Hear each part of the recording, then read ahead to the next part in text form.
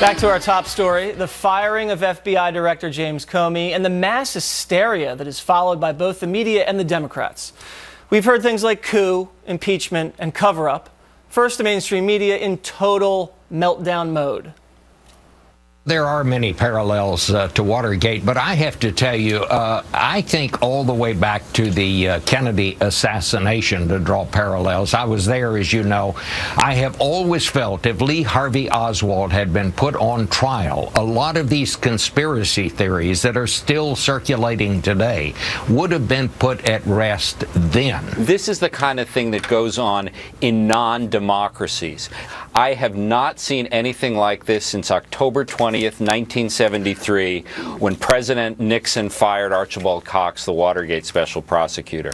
The only winner, the only people who've got to be happy tonight are sitting in the Kremlin. A little whiff of fascism tonight, I think it's fair to say. Absolutely. Now remember just a few months ago when both the media and the Democrats were attacking Comey. Some saying his investigation into Hillary Clinton's emails cost her the election. Let's listen to the Democrats then. We're all disturbed, first of all, by the letter, which really broke precedent, was over the advice of the leaders in the Justice Department. He's got a big burden of proof, so to speak, on him for why he did what seems to be such an appalling act that goes against the tradition of prosecutors at every level of government. I do believe he is a good person. Maybe he's not in the right job. I think he should take a hard look at what he has done. And I think it would not be a bad thing for the American people if he did step down. All I can tell you is the FBI director has no credibility. Joining me now with his take is founder of the David Horowitz Freedom Center and author of Big Agenda, David Horowitz, and also Democratic strategist Wendy Osefo. So let me just start with you, Wendy. If the Democrats have been proven now to be flip-floppers, and if you listen to that tape, also hysterical people. You continue to say that Trump is Nixonian and everything's a constitutional crisis and this is the next Watergate. Aren't we reaching the boy who cried wolf stage?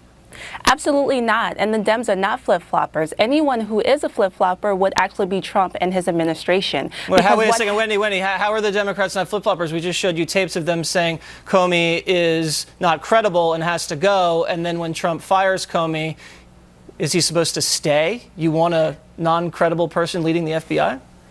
Well, let's look at the facts of the case. The facts of the case is that Comey was fired by the person who he's investigating. That's not true. That is two different. Wendy, he is not investigating President Trump. Dianne Feinstein, a Democrat, and Chuck Grassley, a Republican, both have said that.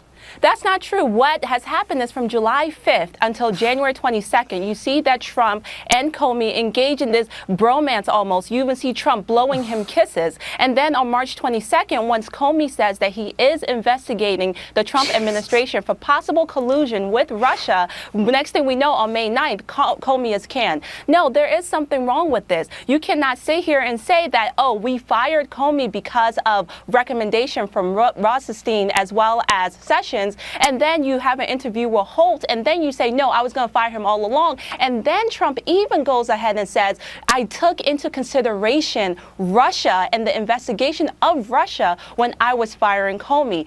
There is something wrong here. Well, what's wrong is you, because you said that Trump was under investigation by the FBI and he's not. David, let me get with you for a second here. I'm going to play you some sound of Maxine Waters trying to explain herself and how she's changed positions on the Comey firing. Roll the tape. You obviously have been very critical of James Comey in the past. You said that he had no credibility. I assume that you support the president's decision then to fire his FBI director.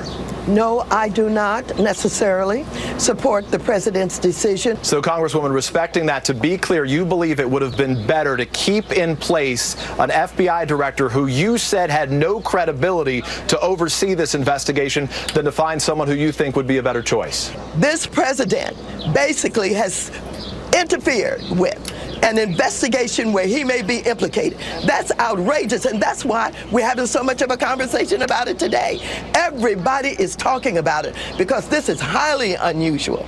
The bottom line is that you think an FBI director without credibility would have been best served in this position The bottom to line try to is, pursue this investigation. I think if the president had fired him when he first came in, he would not have to be in a position now where he's trying to make up a story Understood. about why. It does not meet the smell test. Understood. So if Hillary Clinton had won the White House, would you have recommended that she fire FBI Director James Comey? Well, let me tell you something. If she had won the White House, I believe that given what he did to her and what he tried to do, she should have fired him. Yes. So she should have fired him, but he shouldn't have fired him. This is why I'm confused. No, you're not confused. If the president is implicated in an investigation. David, I'm confused. Are you as confused as I am? This is embarrassingly stupid. Look, the story behind this, the reason the Democrats are in such a state of self-abasement is because the Democratic Party has seceded from the Union for the second time in its history. It's not the place of an opposition party to mount a resistance to a duly elected president. Not since the election of Abraham Lincoln has a major party declared war on an incoming president. Trump didn't get confirmation hearings, he got a witch hunt. And this Russia thing is another ludicrous witch hunt, far worse than anything McCarthy was ever accused of, because McCarthy faced a real conspiracy. There was a communist left orchestrated from Moscow that wanted the Soviet Union to win the Cold War. Here there's no conspiracy. Here there's no evidence of any collusion.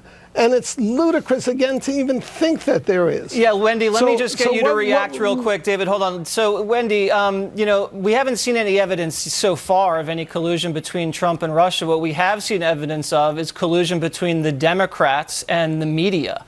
Don't you think that's more of an issue than this? No, I do not think it's an issue. And if there's no there, then let us just wait until the investigation is finished. Okay. McCabe himself even said that this is a significant investigation. Let us see what the investigation says before we jump to conclusions. That is all that we're saying. Okay, and the investigation will continue because firing the FBI directors does not stop that, despite what everybody thinks. All right, let's move on. Next story. Investigating Hillary Clinton for her emails yet again. This could open up a whole new can of worms. Here's what Tom Fitton, president of Judicial Watch, said. I think there are 4.5 million people with classified security clearances who are wondering why Hillary Clinton wasn't held accountable for obviously violating the law. Mrs. Clinton wasn't indicted, not because the law didn't allow her to be indicted. She was not indicted because she was the nominee for the Democratic Party for presidency. Obama's Justice Department wasn't going to indict her. This means now the single biggest impediment now, Mr. Comey, the only major Obama holdover in the administration, has been removed. And maybe we'll finally get a serious investigation, one where politics is taken out of it. So, David, real quick, 30 seconds. What do you think this means for the Hillary Clinton email investigation? Could this happen? Well, I hope so. I mean, she violated the Espionage Act. She lied to the Congress. She lied to the FBI. She lied to the American people. And she lied to the parents of the dead heroes of Benghazi over their coffins. This woman should be in jail. Look, the other big story that the media refuses to report, and I agree with Trump, he should stop the press conferences until they get actual reporters sitting in those seats, is the use by the party in power, by the Obama administration, of the intelligence services to spy on and sabotage the political opposition. That's the end of democracy. Yeah, that's a pretty big story. And you know what? Now that Comey's out of there, the FBI leadership might have to start handing over some of these unmasking and leaked documents that they've been withholding from this investigation, which could really blow back on Obama officials like Susan Rice and Sally Yates. I'll give you the last word, Wendy. Go ahead. The only liar there is President Trump. It was found that in his 100 days of office, he lied 488 times. So let's talk about that. And again, if there is no Who put that together? then let us find that Were you out. counting? Did you just keep a little notepad in your office? Were you just checking I it? sure did, Jesse. Okay.